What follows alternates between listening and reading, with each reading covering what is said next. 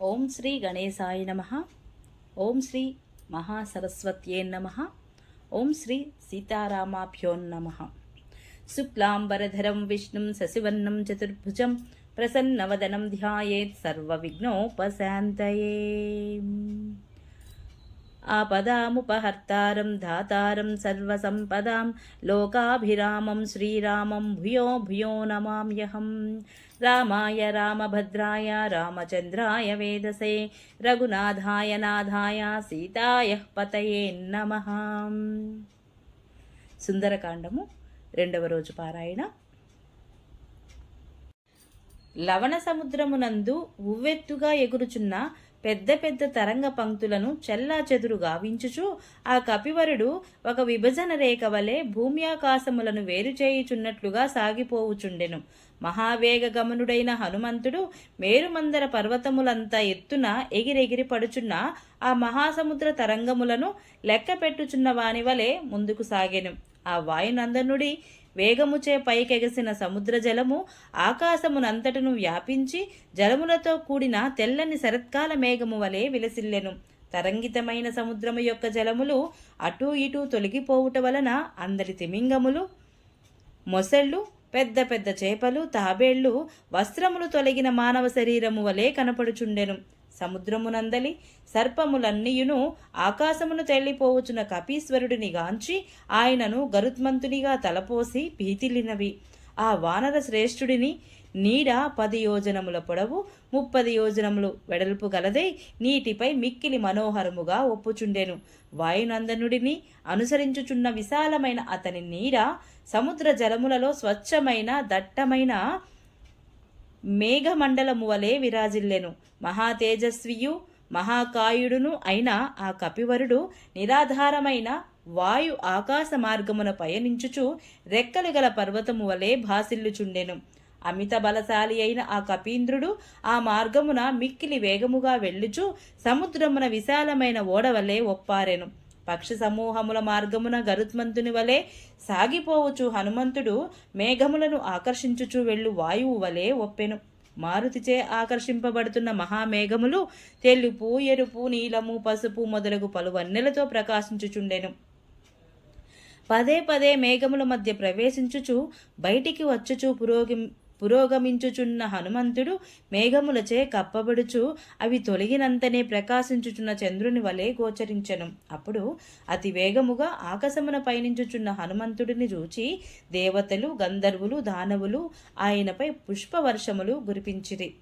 రామకార్యార్థ సిద్ధికై సీతాన్వేషణ కార్యము ఫలించుటకై ఆకాశమున పయనించుచున్న వానరోత్తమునకు సూర్యుడు తాపము కలిగింపలేదు.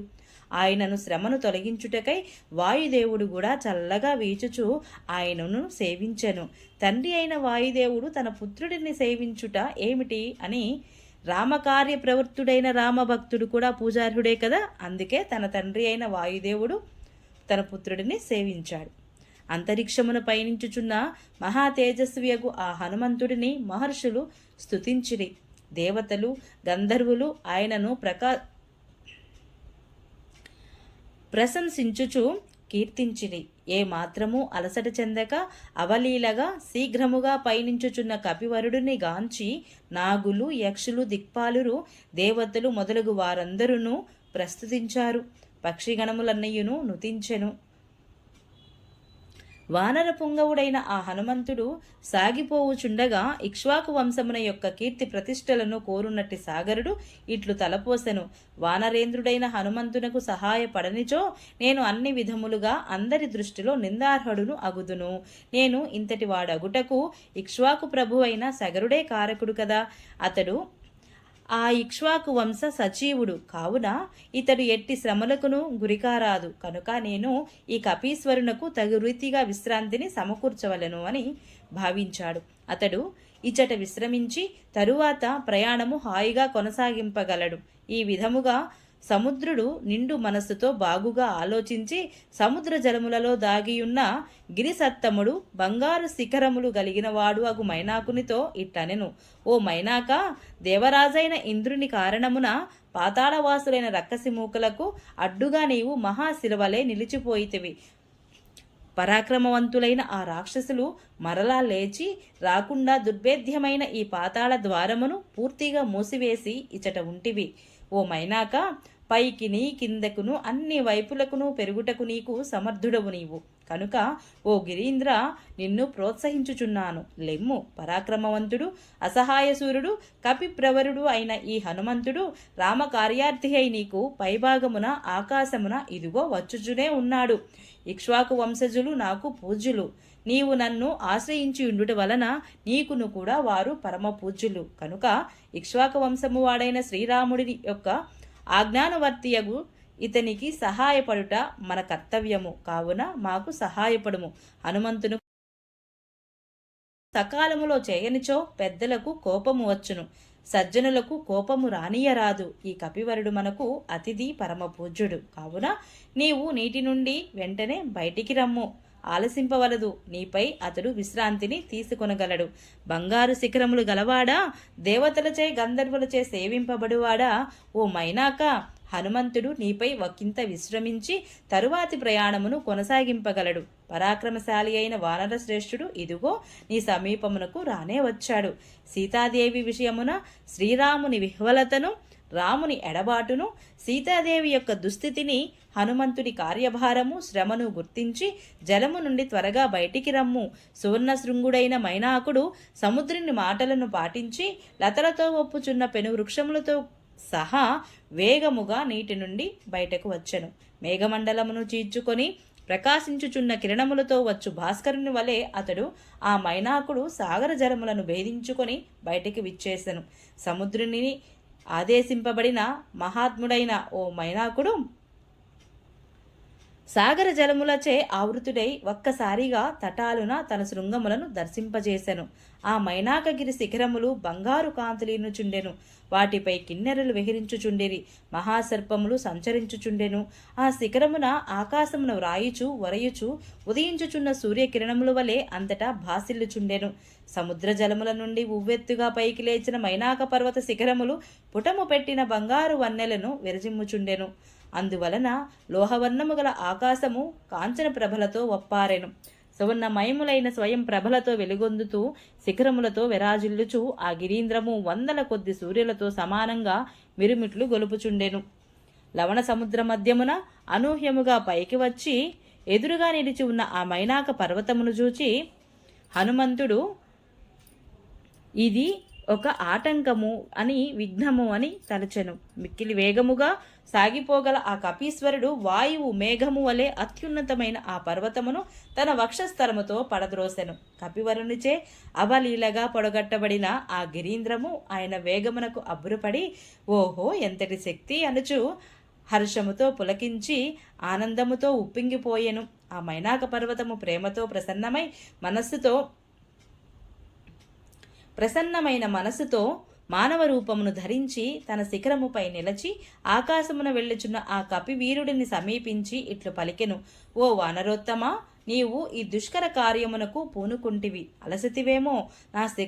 నా శిఖర ప్రదేశముల యందు నిలచి హాయిగా కొంతకాలము విశ్రమింపము అని పలికినది. జలది రఘువంశులచే ఇంతగా వృద్ధి చెందినది కనుక అట్టి సాగరుడు రామకార్యము సాధించుటకై నియుక్తుడనైన నన్ను కృతజ్ఞతా సూచకముగా అతిథి సపర్యలు చేయదలిచినాడు. మేలు చేసిన వారికి ప్రత్యుపకారము చేయుట అందరికీ కర్తవ్యము. ఇది సనాతన ధర్మ లక్షణము. అట్టి సముద్రుడు నీకు సహాయపడదలిచినాడు.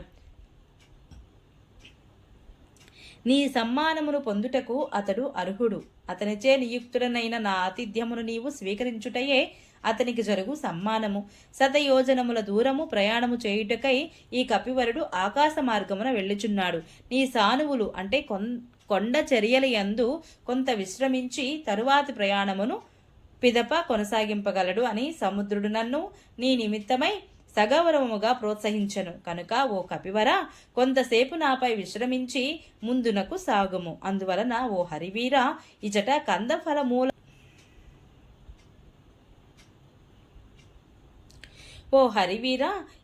కందమూల ఫలములు సమృద్ధిగా కలవు. అవి కమ్మని వాసనలను కుమ్మరించుచున్నవి, మిక్కిలి రుచికరమైనవి కూడాను. వాటిని ఆస్వాదించి కొంత తడవు విశ్రమించి పిమ్మట ముందుకు సాగిపోవచ్చును. ఓ కపివర, మాతో కూడా నీకు సంబంధము కలదు. నీవు సత్పురుషుల ప్రేమాధారములు స్వీకరించు వాడవుగా ముల్లోకముల యందును ప్రసిద్ధికెక్కితివి. ఓ మారుతి, ఓ కపికుంజర, వేగముగా ఎగిరిపోగల వానర శ్రేణిలో నిన్ను ఒక ప్రముఖునిగా తలంతును. ధర్మాత్ముడైన బుద్ధిమంతుడి ఇంటికి వచ్చి అతిథి సామాన్యుడైన అతనిని పూజించును. ఇక నీ వంటి మహాత్ముడు వచ్చినప్పుడు పూజింపవలసిన విషయము చెప్పనేలా? ఓ కపీశ్వర, నీవు దేవతలలో శ్రేష్ఠుడవు, మహాత్ముడవు అయిన వాయుదేవుని కుమారుడవు. వేగములలో అతనికి నీవే సాటి. ఓ ధర్మజ్ఞ, నిన్ను పూజించినచో వాయుదేవుడిని పూజించినట్లే. అందువలన నీవు నాకు పూజ్యుడువు. ఇందుకు కారణము చెప్పెదను, ఆలకింపుము. ఓ పూజ్యుడా, పూర్వకాలమున పర్వతములకు రెక్కలు ఉండెడివి. అవి గరుడ వేగముతో వాయువేగముతో అన్ని దిక్కులకును సంచరించుచుండెను. అందువలన అలా సంచరించినప్పుడు అవి వచ్చి తమ మీద పడునేమో అని దేవతలందరూ ఋషులెల్లరును సకల ప్రాణులను భయపడుచుండెడివారు. అంతటా సహస్రాక్షుడైన ఇంద్రుడు క్రుద్ధుడై పర్వతముల రెక్కలను అక్కడికక్కడే తన వజ్రాయుధముచే పూర్తిగా ఖండించి వేసెను. ఆ దేవేంద్రుడు క్రుద్ధుడై నా రెక్కలు ముక్కలు చేయుటకై వజ్రాయుధమెత్తి నా కడకు వచ్చుచుండగా మహాత్ముడైన వాయుదేవుడు నేర్పుగా నన్ను సముద్రమున పడవేశను. ఓ వానరోత్తమా, నీ తండ్రి అయిన వాయుదేవునిచే నేను సురక్షితుడనై చెక్కు చెదరని రెక్కలు కలవాడనై ఈ లవణ సముద్రమున భద్రముగా ఉంచబడితిని. ఓ కపివర, అందువలన వాయుదేవుడు నాకు మిక్కిలి పూజ్యుడు కనుక నేను నిన్ను సగౌరవముగా ఆదరించుచున్నాను. నీకును నాకును గల ఈ సంబంధము సద్గుణ ప్రధానమైనది కనుక ఓ కపీశ్వర, ఈ సంఘటనల కారణముగా నీవు నిండు మనసుతో సముద్రమునకును నాకును ప్రీతిని గూర్పుము. ఓ కపిసత్తమా, నీ దర్శనము వలన నేను ఆనందభరితుడనైతిని. ఇచట కొంత తడవు ఆగి అలుపు తీర్చుకొనుము, మా పూజలందుకొనుము, మా ప్రేమను ఆదరింపుము. మైనాకుని మాటలు విన్న పిమ్మట హనుమంతుడు ఆ గిరివరుణతో ఇట్లు పలికెను. మీ ఆదర వచనములకు తృప్తి చెందితిని. ఆతిథ్యమును స్వీకరించినట్లే భావింపుము. ఏమియూ అనుకోవద్దు. కార్య సమయమున మించిపోవుచున్నది, పగలు గడిచిపోవుచున్నది, పొద్దు కృంగుచున్నది. మిత్రుల ఎదుట ప్రతిజ్ఞ చేసి ఉంటిని కావున మార్గమధ్యమున ఇచట ఆగుటకు వీలు లేదు. మహావీరుడైన ఆ హరిప్రవరుడు ఈ విధముగా పలికి తన కరస్పర్శతో మైనాకుడి ఆతిథ్యమును స్వీకరించినట్లుగా ప్రకటించి ప్రసన్నముఖుడై ఆకాశమున కొంత పైకెగిరి మిక్కిలి వేగముగా ముందుకు సాగెను. వాయుసుతుడైన ఆ హనుమంతుని సముద్రుడు మైనాకుడు మిక్కిలి ఆదరముతో చూచుచు భక్తి తత్పరులై పూజించిరి. రామకార్య సిద్ధికి అనువగు ఆశీర్వచనములతో అభినందించితిరి. అనంతరము మారుతి మైనాకుడిని సముద్రుడిని వీడ్కొని పైకి కొంత ఎత్తుకు ఎగిరి వాయు మార్గమున అనుసరించి నిర్మలాకాశమున ఇంకను వేగముగా పురోగమించెను. వాయునందనుడు ఇంకనూ పైకెగిరి ఆ గిరివరుడిని చూచి నిరాధారమైన నిర్మలాకాశమైన ఇంకను వేగముగా ముందునకు సాగెను. హనుమంతుడు వనర్చిన సుదుష్కరమైన ఆ రెండవ కార్యమును చూచి దేవతలు, సిద్ధులు, మహర్షులు అందరును కూడా ఆయనను ప్రశంసించిరి. సముద్రమును లంఘించుటకై ఆకాశమునకు ఎగురుటకు మొదటి కార్యము, మైనాకుడిని అడ్డగించి అధిగమించి పురోగమించుట రెండవ కార్యము. సహస్రాక్షుడైన ఇంద్రుడు అచట నిలచియున్న దేవతలందరూ కాంచన శిఖరములు గల ఆ మైనాకుడిని కృషికి మిక్కిలి హర్షించిరి. ధీశాలియగు దేవేంద్రుడు సంతోషాతిరేకములు గద్గద స్వరముతో కాంచన శిఖరములు గల గిరివరునితో స్వయముగా ఇట్లనెను. హిరణ్యనాభ శైలేంద్ర, నీ కృత్యమును నేను మిక్కిలి సంతసించితిని. నీకు అభయమిచ్చుచున్నాను. ఓ సౌమ్య, నీవింక హాయిగా నుండుము. మిక్కిలి పరాక్రమశాలియు 100 యోజనములు పరిమితి గల దూరమునకు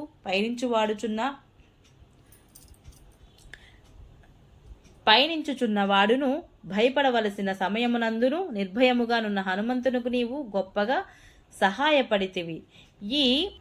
ఈ కపీశ్వరుడు దశరథ నందనుడైన శ్రీరామునికి దూతగా వెళ్ళుచున్నాడు. అట్టి వాణిని నీవు సత్కరించినందులకు నేను మిక్కిలి సంతోషపడుతున్నాను అని ముగించారు. శ్రీరామ భక్త హనుమానికి జై.